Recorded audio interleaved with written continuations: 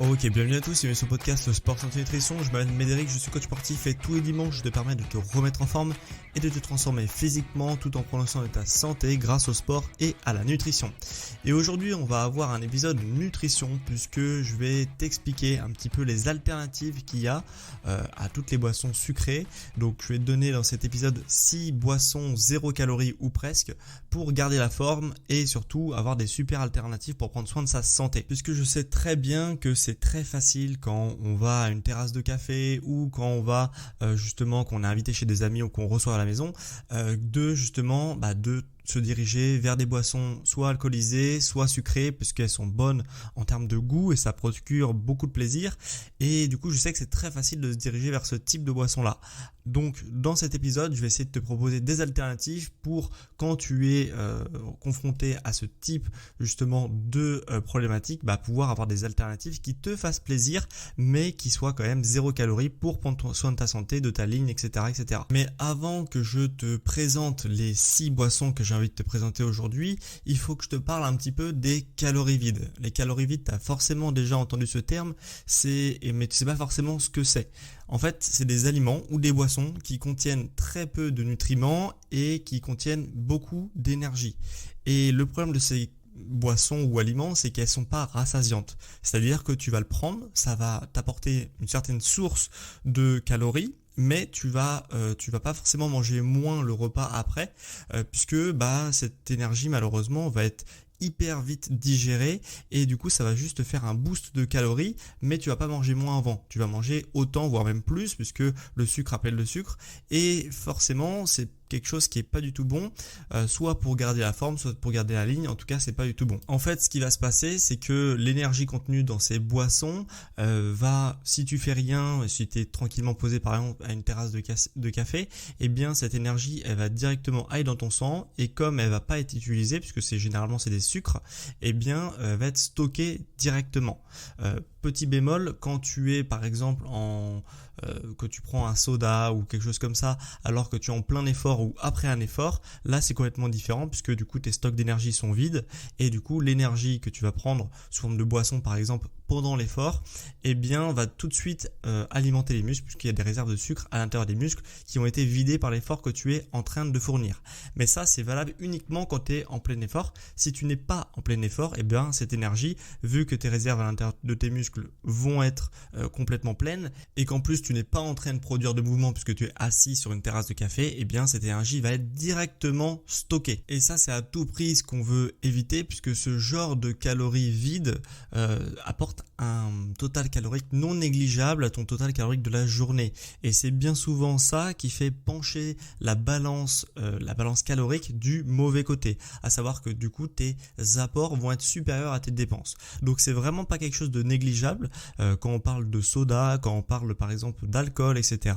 Le pire de tout étant l'alcool bien entendu, puisque on est à 7 kilocalories pour 1 gramme d'alcool, donc c'est le substrat énergétique le plus calorique si tu veux après les lipides, après donc la graisse, donc l'huile, donc c'est vraiment pas du tout à négliger.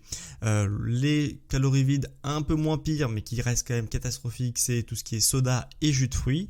Tu m'as bien entendu, jus de fruits je les mets au même niveau que les sodas puisque grosso modo c'est la même chose. Je sais qu'ils ont meilleure réputation puisque ils ont la réputation d'être riches en vitamines, etc. C'est pas forcément évident puisque généralement si tu as des jus de fruits qui ont été préparés à l'avance par des industriels et qui vont être bu des mois après, il reste presque aucune vitamine dans ces jus de fruits. Donc finalement c'est comme le soda puisque il y a du sucre qui est pas forcément rajouté mais qui est le sucre du fruit, le fructose. Mais le fructose c'est à peu près la même chose que le saccharose, donc le sucre de table grosso modo. Donc c'est pour ça que le pire de tout étant l'alcool, mais le deuxième pire et les sodas et les jus de fruits sur un même plan. Donc maintenant que tu as une bonne vision de qu'est-ce que tu dois éviter et les calories vides, qu'est-ce que c'est, eh bien je vais te montrer les 6 alternatives que je vais essayer de te montrer et te faire découvrir aujourd'hui. En tout cas pour certaines, il y en a certaines que tu connais bien sûr, mais il y en a certaines que tu vas découvrir aujourd'hui, et ces alternatives peut-être qu'elles vont te permettre de sauter le pas et de ne plus te diriger vers tous les ingrédients et les boissons à calories vides. La première boisson est aussi la plus évidente, de toute façon on va aller de la plus évidente à la moins évidente, c'est bien entendu l'eau. Quelle eau choisir? Là c'est un autre débat, mais grosso modo l'eau, tu peux en consommer, tu le sais bien, sans modération, enfin même pas trop en excès non plus, mais on va dire dans une consommation raisonnable normalement. Tu ne bois jamais assez d'eau en plus de manière générale, donc voilà, l'eau c'est toujours une bonne idée. Quelle eau choisir? Même si j'en ai déjà parlé dans un podcast qui est assez vieux mais qui était hyper complexe sur le domaine et qui était aussi hyper complet, où je te présentais l'état de l'eau potable en France, etc., les meilleures eaux pour ta santé également. Mais grosso modo, les meilleures eaux que tu peux avoir pour ta santé, c'est les eaux riches en bicarbonate. Et ce pour plusieurs raisons, puisque c'est un minéral, le bicarbonate, qui sert de tampon acido-basique, ce qui est très bien pour équilibrer cette balance acido-basique justement. Certaines études aussi démontré que je mettrai les études dans un PDF, mais je t'en parlerai après. Voilà, certaines études ont montré que le bicarbonate pouvait améliorer les performances sportives en termes d'endurance et de force, donc c'est très intéressant. Et en plus, c'est des eaux qui sont plutôt bonnes en termes de goût et très peu polluées, puisque c'est des eaux qui sont hyper contrôlées, puisque en France, on a des réglementations assez strictes sur les eaux minérales et les eaux de source. Donc pour toutes ces raisons, je te conseille vivement de te diriger vers les eaux riches en bicarbonate ou bicarbonatées si tu préfères. Donc voilà, si tu veux choisir ce type d'eau, c'est très simple. Tu regardes au dos de ta bouteille en plastique, et normalement tu as un tableau des minéraux, tu prends celle qui a le plus de bicarbonate. Ça peut être bicarbonate de sodium, etc. Il y a plusieurs appellations, mais pour dire exactement la même chose. Et grosso modo, tu prends celle où il y a le plus de bicarbonate. Pour ceux qui veulent des marques bien précises à prendre quand ils vont faire les courses, ça sera regroupé dans un PDF dont je te parlerai en fin d'épisode. Il y aura aussi l'étude en question sur le bicarbonate et la performance sportive. Donc on en a fini avec l'eau, mais je vais passer quand même rapidement à aussi l'eau gazeuse, qui est quand même pas la même chose que l'eau plate.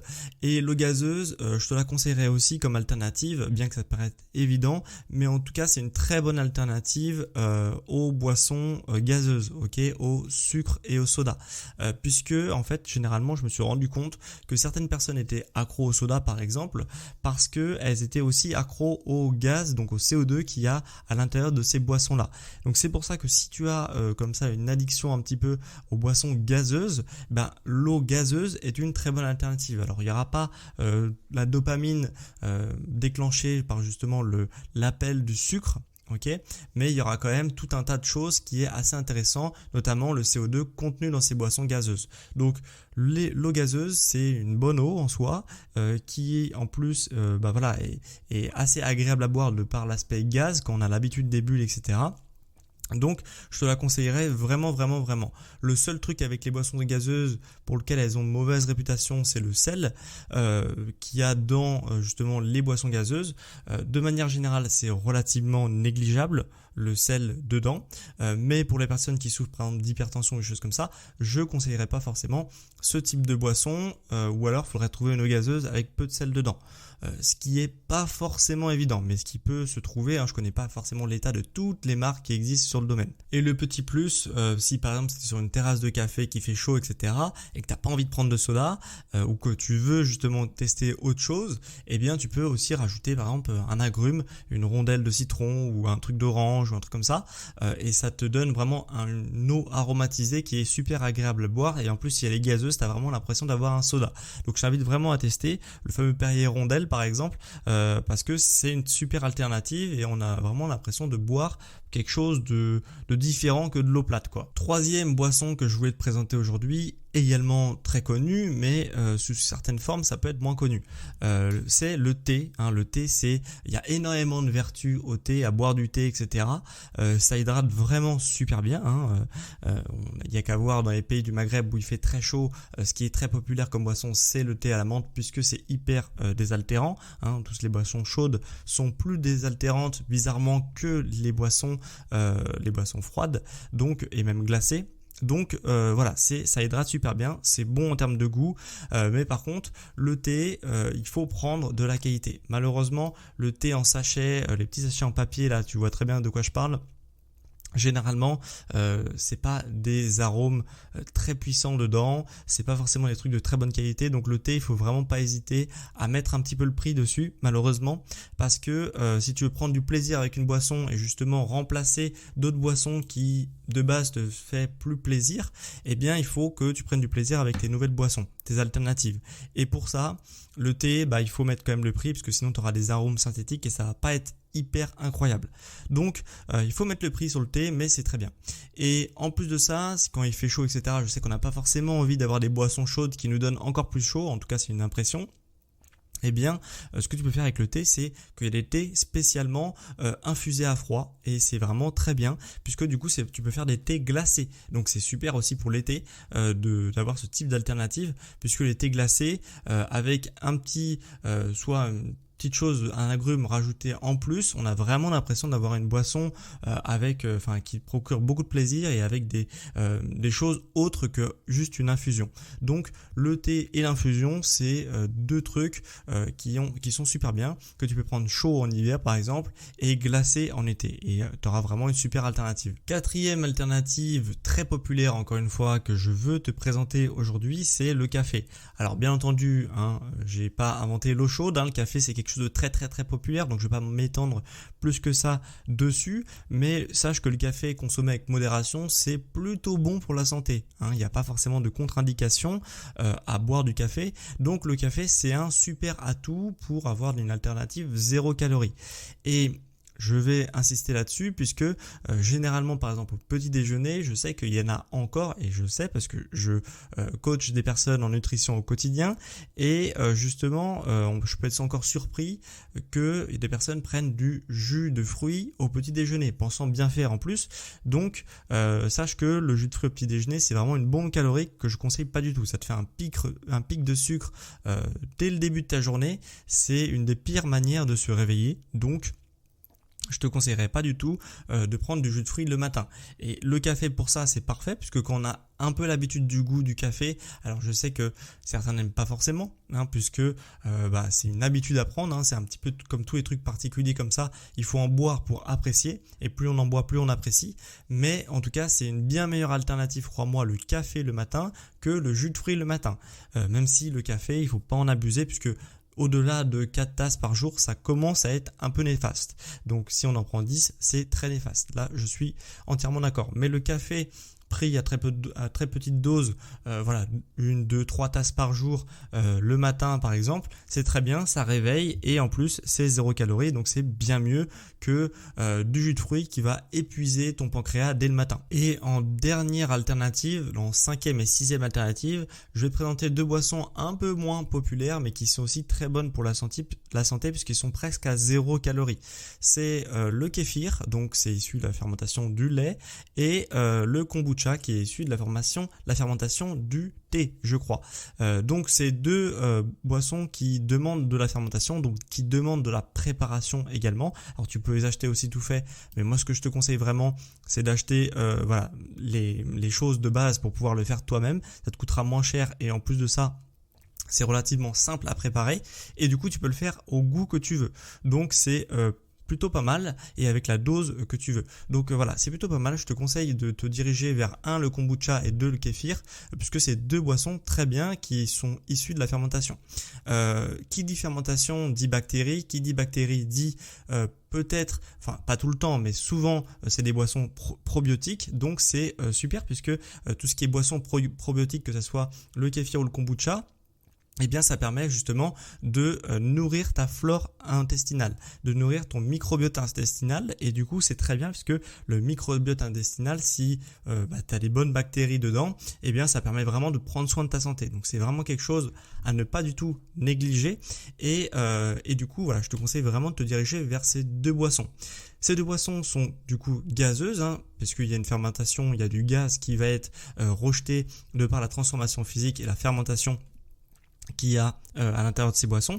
Donc c'est vraiment deux boissons qui ont un goût qui est plutôt intéressant, qui est vraiment différent de ce que tu peux retrouver sur le marché, et du coup c'est vraiment super intéressant à utiliser, puisque ça vraiment, si tu aimes le goût, eh bien c'est des boissons que tu vas prendre plaisir à prendre. Et en plus de ça, si tu le fais toi-même, tu vas pouvoir faire des recettes à base soit de kombucha, soit de kéfir, tu prends la boisson qui te plaît le mieux en termes de goût, puisque c'est à peu près la même chose, et voilà, tu peux faire des recettes, et c'est super intéressant puisque du coup tu vas pouvoir tester des choses et tester une boisson avec très peu de calories qui te procure beaucoup de plaisir. Donc pour les recettes, je te les mettrai dans le PDF qui sera disponible en fin d'épisode, mais voilà, en tout cas c'est deux alternatives super bien et presque 0 calories que je te propose aujourd'hui. Donc voilà, là tu as fait le plein de boissons 0 calories ou faibles en calories pour vraiment te faire plaisir.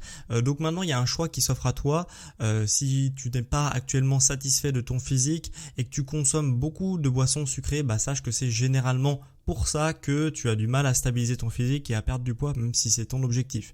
Donc ça serait vraiment une excellente idée de te diriger vers l'ensemble des boissons que je t'ai proposées aujourd'hui, et d'ailleurs si tu veux tester les recettes, bien tu as un PDF qui est disponible, donc soit dans la description de mon podcast, ok, tu as un lien, tu as tous les liens utiles, tu cliques dessus, tu peux télécharger le PDF, ou alors tu vas dans ma bio aussi, dans la description de mon podcast, donc pas de l'épisode mais de mon podcast, tu as le même lien qui est disponible, ou alors sur mon site sportsanténutrition.com où tu as tout ce que je propose sur internet. Donc voilà, je te dirigerai vers le PDF pour au moins tester les recettes dont je t'ai parlé aujourd'hui. Et tu auras aussi le listing de toutes les eaux riches en bicarbonate et des études dont je t'ai parlé également. Donc je te laisse fouiner pour rechercher et télécharger surtout ton PDF. Sache que si cet épisode t'a plu, le meilleur moyen de soutenir mon travail, mon entreprise, etc., c'est de mettre une évaluation 5 étoiles sur les plateformes d'écoute que tu utilises.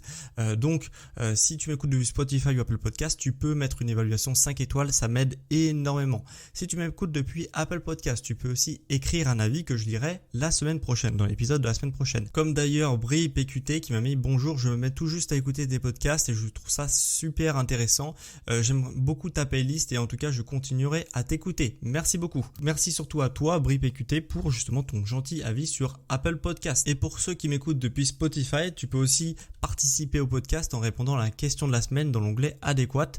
Et la question de la semaine est la suivante: quels sont tes objectifs physiques et sportifs pour la rentrée qui arrive? Ça m'intéresse énormément, je lis systématiquement tous les commentaires qui sont mis sur la plateforme, donc n'hésite pas à me répondre à cette question de la semaine. Si tu souhaites aussi participer à l'évolution du podcast et du coup faire un don au podcast, sache que tu peux via l'application Tipeee, et via cette application tu peux faire un don, donc soit un don instantané, soit un don mensuel si tu as envie et si tu en as les moyens. Chaque euro compte, donc merci à ceux qui le feront, et en plus de ça, via l'application tu pourras également participer à la prochaine foire aux questions. Donc tu as un petit onglet justement pour poser un commentaire et une question sur le sport, la santé ou la nutrition. Tu peux même en poser plusieurs si ça t'intéresse, et je répondrai à ta question dans un épisode spécial foire aux questions. Donc ça se trouve en description dans la catégorie lien utile de l'émission, donc soit dans la description, soit dans la description de mon podcast, soit dans mon site internet qui est sportsanténutrition.com. Et dernière chose avant qu'on se quitte, pour ceux qui en ont marre d'avoir un physique avec peu de résultats et qui ont vraiment envie d'avoir un changement rapide et durable, sache que je propose des formules d'accompagnement perso au quotidien, où je t'accompagne au quotidien sur ton sport et ta nutrition. Pour ceux qui aiment plus être en autonomie, je propose également des formules. Donc là, c'est juste des plans personnalisés où je t'accompagne pas, mais en tout cas, tu as tout ton plan nutrition et sport de prêt pour les prochains mois. Donc ça se trouve également en description de l'épisode de mon podcast ou sur mon site sportsanténutrition.com. Et de là, tu as tous mes tarifs pour les formules d'accompagnement ou les plans personnalisés. C'était en tous les cas un plaisir pour moi de te présenter ces 6 boissons 0 calories pour garder la forme. Et quant à moi, je te dis à dimanche prochain à midi pour un prochain épisode sur Sport Santé Nutrition. Ciao les sportifs intelligents!